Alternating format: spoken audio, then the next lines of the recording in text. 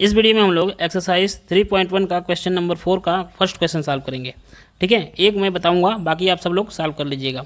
ठीक है, तो चलिए स्टार्ट करते हैं। यहाँ पे देखिए एक लीनियर इक्वेशन गिवन है, इसको हम लोग फर्स्ट इक्वेशन मान लिए और इसको मान लेते हैं सेकंड इक्वेशन। क्लियर। तो कह रहा है क्वेश्चन, देखिए क्या है, which of the following pairs of linear equation are consistent और inconsistent. If consistent obtain the solution graphically.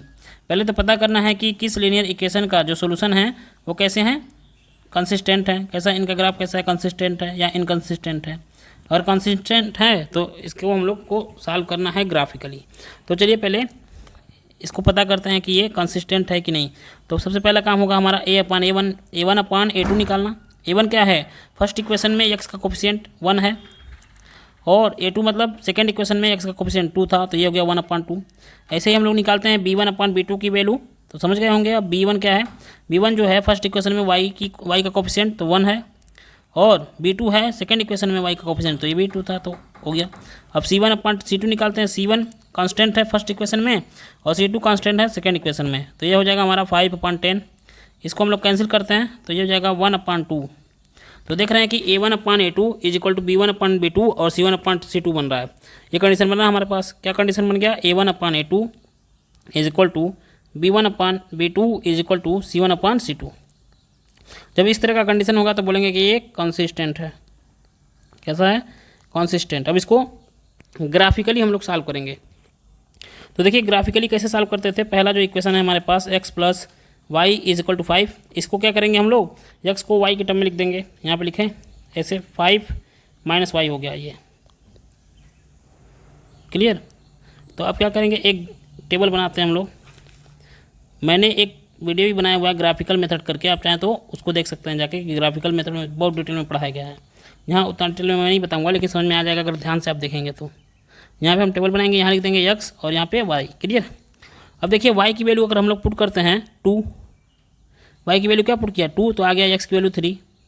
ऐसे यहाँ पे लिखेंगे, जरूर लिखना है putting y is equal to 2, putting y is equal to क्या 2।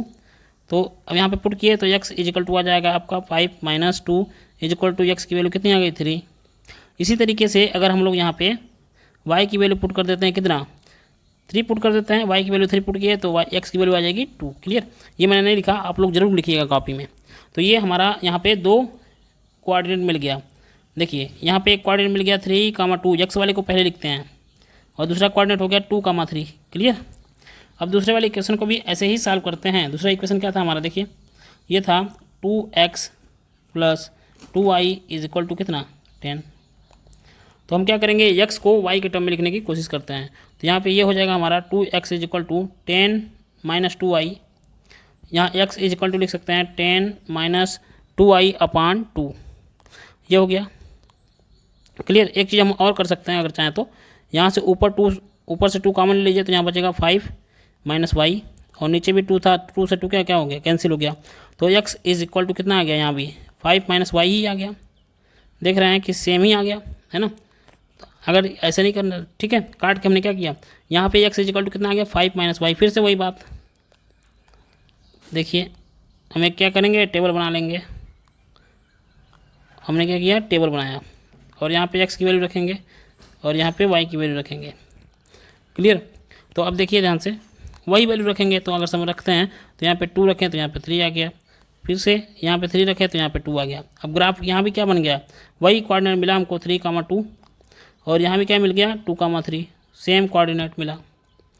अब देखिए ध्यान से, अगर इसका ग्राफ हम लोग बनाते हैं ऐसे,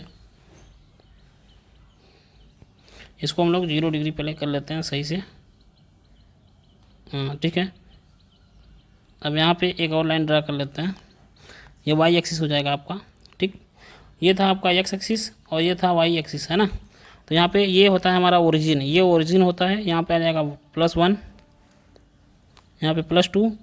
आप लोग ग्राफ पेपर में बनाइएगा, बहुत अच्छा बनेगा। ठीक है, ये हो जाएगा 5 और यहाँ पे आपका आ जाएगा, माइनस में कोई वैल्यू तो है नहीं तो माइनस वाला हम इसमें रिप्रेजेंट नहीं कर रहे हैं।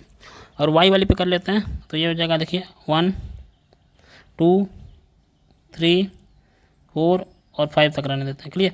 पहला वाला कोऑर्डिनेट की क्या है, देखिए 3 कामा 2, तो 3x पे लेंगे और 2 इस पे, इसको लिख देते हैं 1 2 3 4 और 5। तो 3 और 2 के बीच में देखिए यहाँ से एक परपेंडिकुलर ड्रा किया और 3 से भी एक परपेंडिकुलर ड्रा किया, तो यहाँ पे जो आया ये हो गया हमारा 3, 2।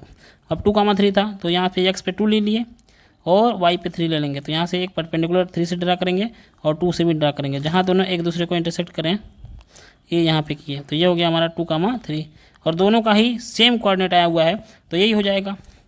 अब इस पर हम लोग क्या करते हैं, एक लाइन ड्रा कर देंगे ऐसे इस तरह से। अब इसको इस पर सीधा कर लेते हैं, ठीक है, यहाँ पे थोड़ा सा खिसका के ऐसे देखिए, ठीक है। ये तो हो गया इक्वेशन नंबर फर्स्ट का ग्राफ। अगर सेकंड का भी ग्राफ बनाना हो हमें तो ठीक इसके ऊपर ही आएगा अपना सेकंड का भी ग्राफ, ठीक इसके ऊपर ही आएगा अपना सेकंड का भी ग्राफ। इस तरह से इसके मेनी सोल्यूशन होंगे, क्योंकि ये दोनों लाइन का जो ग्राफ है ओवरलैप कर रहा है, एक दूसरे के ऊपर आ रहा है, तो इसका मतलब ये इनफाइनाइटली मेनी पॉइंट पे एक दूसरे को इंटरसेक्ट कर रहे हैं, और जितने पॉइंट पे इंटरसेक्ट करेंगे उतने ही सोल्यूशन होते हैं, तो इसका इनफाइनाइटली मेनी सोल्यूशन होगा। ठीक है, तो वीडियो अच्छी लगी हो तो प्लीज़ चैनल को सब्सक्राइब करिए, लाइक करिए और कमेंट करिए। थैंक यू, धन्यवाद।